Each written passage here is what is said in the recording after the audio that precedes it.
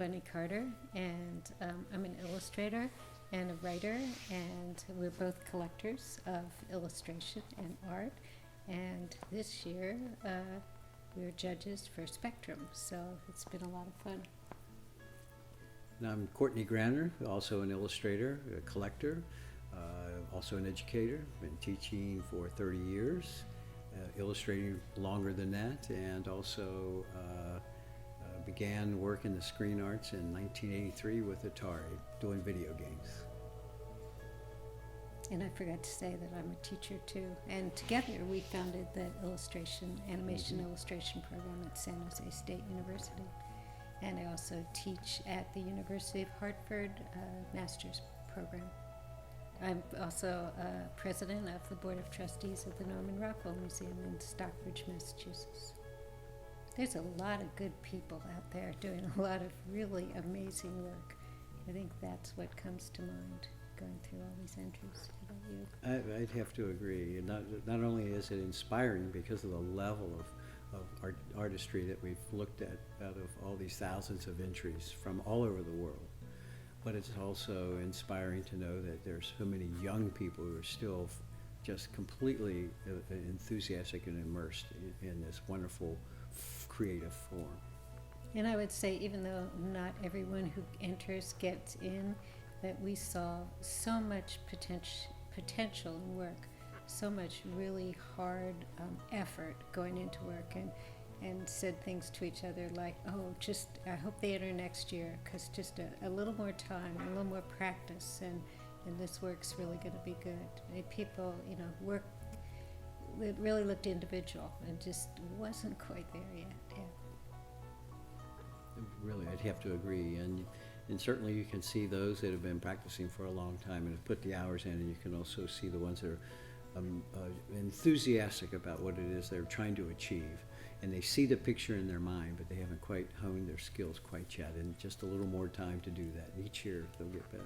You could just see the love of the medium and the love of making art, even in the ones that maybe weren't successful yet. And that was inspiring, just to see people spending that much time being artists. It's really inspiring to us.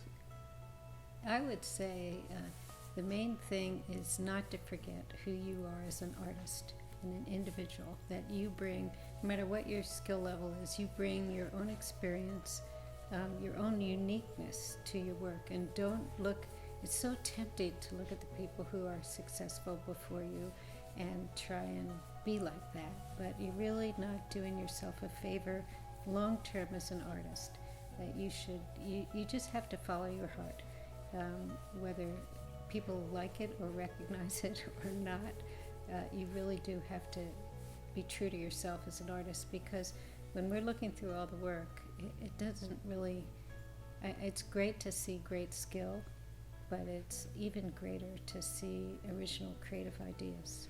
So if you're out there working and you have your own vision, keep going with it, no matter what anybody says. That would be my advice, and it will get recognized. I'd really have to agree with you, because there's no doubt about it that a person needs to think about who their audience is and what's expected as far as relating to a genre that they might be working in. But to then bring your own voice to that, your own heart to that, will make it perfectly and absolutely on a higher level than just meeting the bar itself. It's already expected that they're going to have to be great drafts people or very imaginative, very creative, but how do you find your heart given the nature of what's already expected of a skill set? It's a challenge, and as we went through, like, again, these thousands of entries, when we could see someone suddenly putting themselves into that painting and not just what the industry might expect from them, it would just light us up. It would make it inspiring for me as an individual and as an artist. Probably you too. Even if you're working at, let's say you're working in a studio or a game company, and you're pretty, let's say you're kind of a lower person on the totem pole, and they're pretty much telling you what you need to be doing.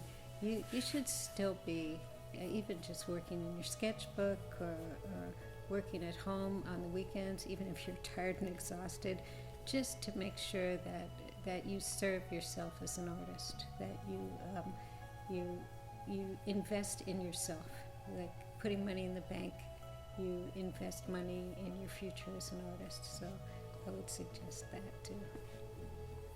I agree. Don't become discouraged, because we're older, and I can say from experience that most everybody gives up. So if you just keep going, if you refuse to give up, you will find yourself with a very nice career and respected and happy with your art. So don't give up. Yeah, that's a tough one, because there's always a challenge. When you think you've accomplished, there's always another challenge after that one. You know, you may hit the ground running with your color, but there'll be a perspective challenge for you, or a creative challenge, or a figurative challenge, and not a software manipulation challenge per se. And that's what you're going to have to watch out for, getting caught in the magic hat of just manipulating software.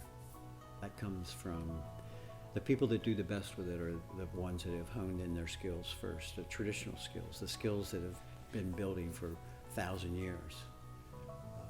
Those are the skills that will carry forth no matter what software you're using. Wait, I have a quote from Howard Pyle, and he said, "Throw your heart into a picture and jump in after it." And I think that's as true today as it was in 1903 or 100 years ago. It's just as true today. And when I look back on the work that I first did in my career, I was so lucky. I had such good jobs when I didn't deserve them. And when I look back at the excruciatingly bad things that I did, because I just didn't have enough practice, first of all, I'm grateful for the people who gave me a chance and who actually accepted the work. And also I can see it now as a step on that journey. So just keep going, everybody. Keep going. I'd like to apologize to everyone out there for all the bad work that I gave them at the time. It's true. Yeah. Well, I think that education for a while in America, art education, it got away from fundamentals, and it got away from drawing, and there were all kinds of reasons for that. And abstract expressionism was a reason for that. That was the art that we made in the free world, as opposed to the social realism that was made in the communist world. This is in the 20th century. And so art schools kind of got away from teaching the basic fundamentals. And when the studios began to, the animation studios, and that market really began to come up in video games, they were really needing people who could draw again. And I think the education in the United States was not providing that. It was in the countries in the former Soviet Union and in Asia, where they never stopped teaching those fundamentals. But here there was that need, and we saw that need and tried to fill it and help students reestablish those basic principles, and we're very successful. The students were very successful.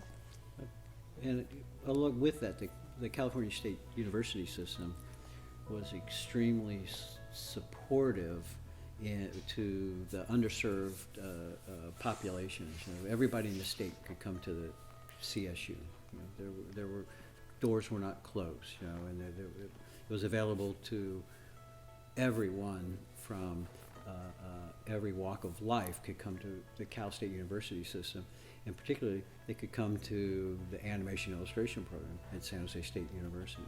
So we served a great number of very, very diverse creative mindsets, and within that we were able to watch people who perhaps didn't quite understand the dream they were dreaming, or they didn't dream it quite far enough, and we could take them to unlimited heights. And of course now have populated the industry and have become leading production designers, art directors from all of the great studios that are available, from TV to game to the internet now to also the film studios. And I think there's a certain reward for that, for us. Even as we became educators, we were still freelancing.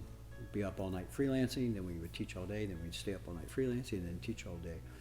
But the reward that we were seeing, the progress being made from students coming into these classes who they thought they might have wanted to do some animation, or they thought they might have wanted to work on a feature film, but they may not have understood how far those thoughts and dreams could go. So we felt quite pleased that we were able to offer something to them, because we've all had an educator in our life that really pushed us along. And sometimes it may not have even been a quote-unquote official teacher, but someone who said the right words that just took us that one extra step. And I think maybe we played a little bit of a part in that in somebody's life.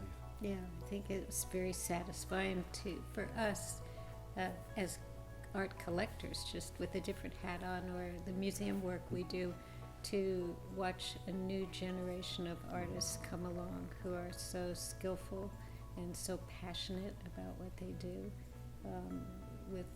With all the things that are going on in the world that we may not like, to see the arts continue to thrive, it's wonderful. It's And there really terrific. and a certain discipline of, or mindset of what we taught. Perhaps 50% of our graduates may have chosen to go into a completely different discipline, perhaps a business discipline or a retail discipline, you know, that had nothing to do with the film industry, but all the same concepts for problem solving we provided for them to use, and to move into community work. You know, it's just sometimes our students feel shy about coming to tell us what great things they've been doing, because they think it's not in the industry, or it's not in publishing. We're just thrilled that they could take some of these same ideas and concepts of living their life and apply it to what the direction they've chosen to go.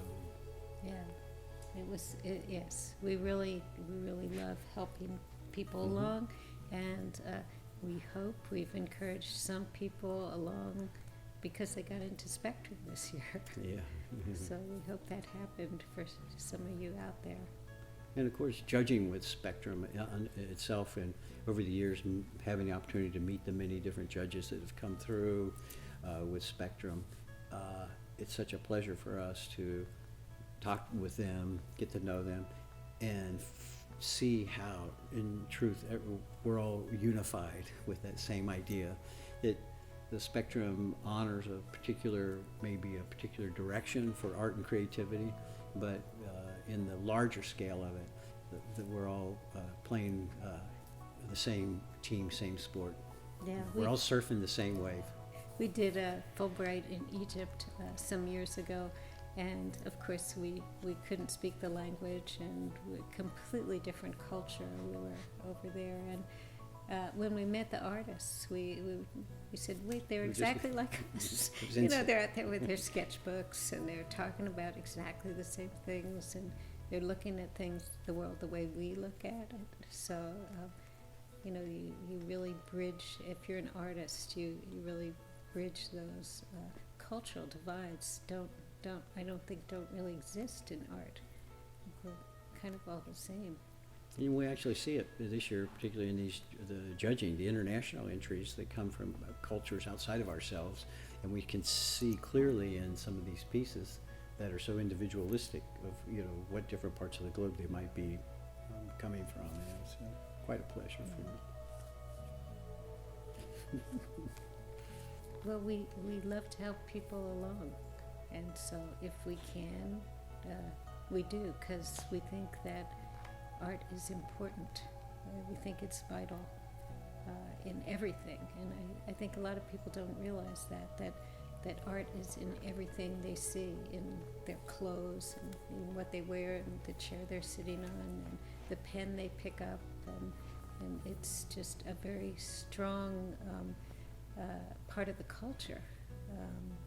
And I think connecting artists and helping them to meet each other, helping them to succeed, to not give up, to have as many opportunities as they want, is important to us. I think it's also the enthusiasm of life. Yes. The enthusiasm of helping someone open up another door, helping them step through that threshold into a new place. That we see potential in what that next step might be after that one that we don't know is there. And heck, I want to do all these things that these students are, the alumni or friends or other people are doing. We each want to drive a taxi if we could, and we also want to own our own food cart and sell pizza slices. Yeah. That's just the enjoyment of life and those things that are offered. I think we admire anyone who does their job well, who whatever it is, who's passionate about what they're doing. I just think that's part of the joy in life, is having a purpose and being able to fulfill it with joy every day, with artists out there, with not comparing yourself to everybody else, because what you have is your own individual. So, whatever it is we're doing, we try and find joy in it. And I think if you're an artist, if you're a true artist, you notice things other people don't. Like we'll be out for coffee and we'll watch a dad, and he's talking to someone else, and his hand is on his child the whole time. And we look at each other and we say, look at that. Isn't that wonderful, the way that happens, that kind of observation, that love for the father has for the child, just expressed by his hand on that child. And we see those things every day, and gives us joy, right? In the child meantime, the child's going like this and not paying any attention at all to what the father is doing. Yeah, the child is looking at everything, touching everything. And the dad is, holding on to the button and to the hair and trying to have a conversation. But to us, to artists, or to people who have been trained to look at animation and motion, these things are just constantly beautiful to us.